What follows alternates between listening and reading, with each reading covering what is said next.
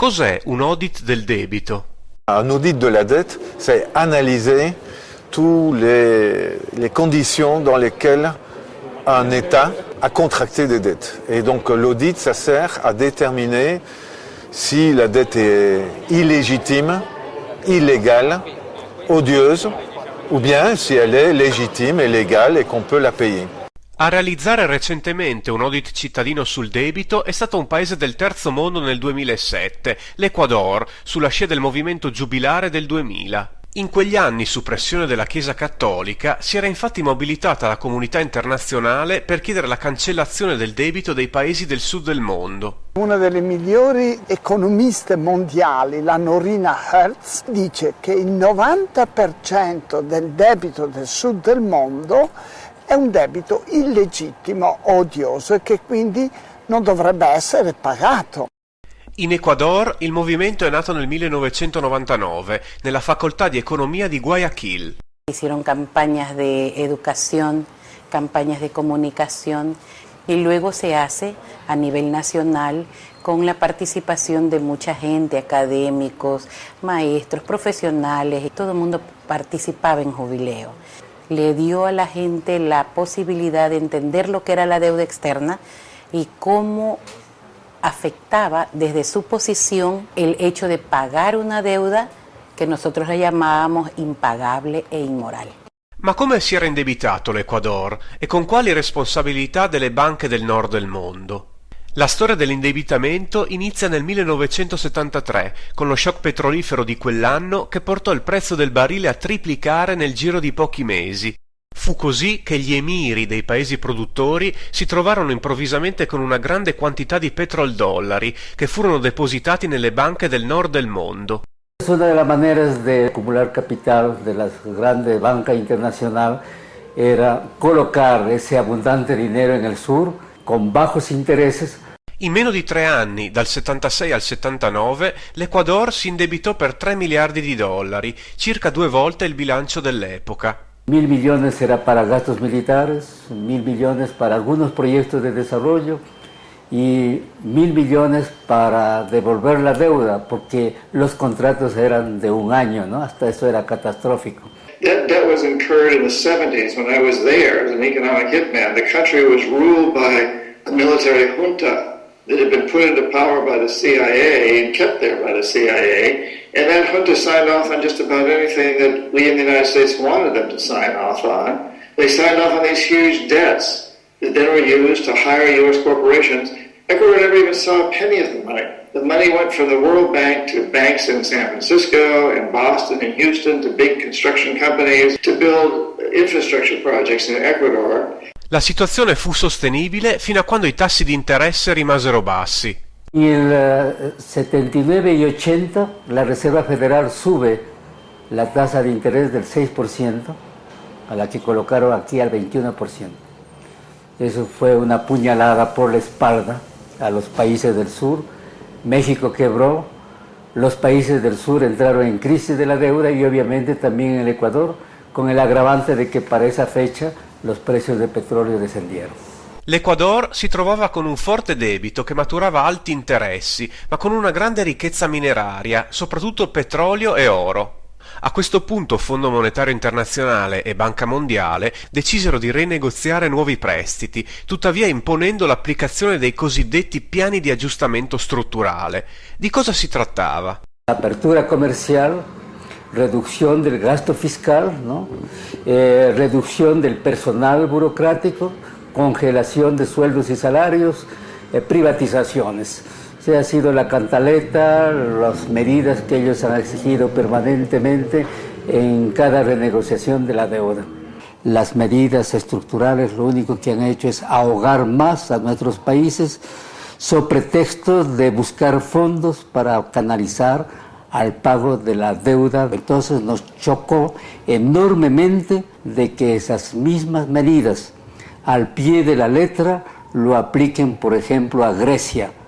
In Ecuador ci fu un presidente che cercò di opporsi a questo meccanismo. Jaime Roldos, who I worked with, I was one of the people who was trying to bring him around to convince him to accept these onerous deals. He held his ground. He wouldn't he wouldn't accept those deals. And I have no doubt that his death was the result of an assassination that was at least planned by the CIA. And of course, 3 months after that, the same thing happened to Omar Torrijos, another client of mine in Panama, who also refused to go along and play the game. Nel 1999 l'Ecuador si unì alla campagna per il Giubileo grazie a Ricardo Patiño, professore della Facoltà di Economia di Guayaquil e iniziatore del movimiento Jubileo 2000. Vinimos a Guayaquil y comenzamos a hacer un plan de auditoría con la participación de todas las organizaciones del país. El 2004 el plan estaba listo, fue una gran oportunidad que Rafael Correa haya dado paso con un decreto ejecutivo para que esta auditoría se convierta en oficial, gubernamental y también en una auditoría plenamente ciudadana porque sus actores todos representaban a la sociedad civil, a los movimientos sociales tanto del Ecuador como de América Latina y de Europa. J'ai analysé avec mes collègues 30 ans d'endettement de l'Équateur, de 1976 à 2006. Et je me suis particulièrement spécialisé sur la question de la dette à l'égard du Fonds monétaire international et de la Banque mondiale. Cosa scoprì l'audit del debito ecuadoriano? Todas las deudas del Ecuador tenían muchos indicios de ilegitimidad. Consecuentemente, la Comisión de Auditoría recomendó al gobierno no pagar esas deudas. Se plantea una serie de temas epistemológicos y metodológicos muy importantes que antes estaban totalmente vedados, que tienen que ver con el tema de la contabilidad pública, con la forma como se calculan los intereses. En el caso de la deuda pública estamos hablando que un cambio, ¿no es cierto?, en la forma como se calcula la tasa de interés compuesto, que un pequeño detalle de cómo se suman las distintas cuentas puede terminar significando billones de dólares. Furono evidenziati anche casi di anatocismo. Che cos'è? El anatocismo es un sistema que generalmente está vedado por la ley, por las leyes de los países, por el cual se capitalizan subrepticiamente los intereses y se cobra intereses sobre intereses. Il governo Correa nel 2008 sospese il pagamento del debito e propose ai creditori un cambio dei titoli pagandoli il 30% del loro valore. Come reagirono? Más del 90% de tenedores de bonos respondiera favorablemente y el Ecuador pudo recuperar alrededor o cerca de 3.000 millones de dólares. Estamos hablando de alrededor de un 30% que fue cancelado la deuda total pública. Quali le conseguenze per la spesa pubblica? Fue en el año 2009 la primera vez en la historia del Ecuador que la inversión social fue superior al servicio de la deuda. El presupuesto para salud ha pasado del 4% al 15%, y de educación del 12 al 22%.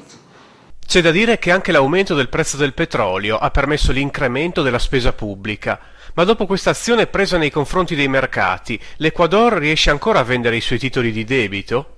El Ecuador, luego de la auditoría de la deuda, rompió con el Fondo Monetario, rompió con el Banco Mundial y por soberanía nacional hoy está recurriendo al gobierno de Cina. Gran parte del petrolio che prima si vendeva agli Stati Uniti oggi viene venduto alla Cina, che ha preso il posto del Fondo Monetario Internazionale, con delle importanti differenze. Los chinos no nos imponen condiciones de política económica. Uno, nos dan créditos con tasas de interés muy altas, porque saben que Ecuador no tiene mucho acceso a los mercados tradicionales. Y dos, los chinos están accediendo a los yacimientos petroleros, a los yacimientos mineros, a la construcción de las grandes obras. Hay dos créditos chinos que el gobierno dice que no son créditos, que son venta anticipada. Pero de mi posición, el gobierno le debe ese dinero a la China y se paga con petróleo, pero esa es una deuda que se paga. El problema es que no sabemos muchos de los detalles. Esas ventas anticipadas de petróleo son absolutamente transparentes, son conocidas por el Estado, por el Parlamento, por todo el mundo. Y no están ocultas, todo el mundo lo sabe. Tanto es así que las personas que hacen la pregunta lo saben perfectamente. Per escludere ogni dubbio, perché non realizzare un nuovo audit cittadino? Yo creo que esa es una de las propuestas que debemos de hacer una veeduría ciudadana para hacerle el seguimiento a la deuda china y a cualquier otro empréstito que haga el país.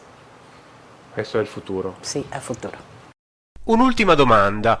Perché uno Stato non può creare con una banca pubblica il denaro che serve a finanziare le sue spese, senza domandare prestiti ai cinesi?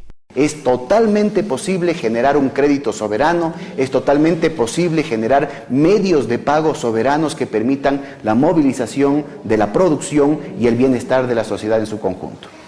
América Latina y el Ecuador tiene otra ambición y es traer las reservas internacionales, romper un poco con el sistema financiero internacional y crear una nueva arquitectura financiera regional con una capacidad de financiamiento muy grande y que esté orientado fundamentalmente al desarrollo económico, social de toda América Latina.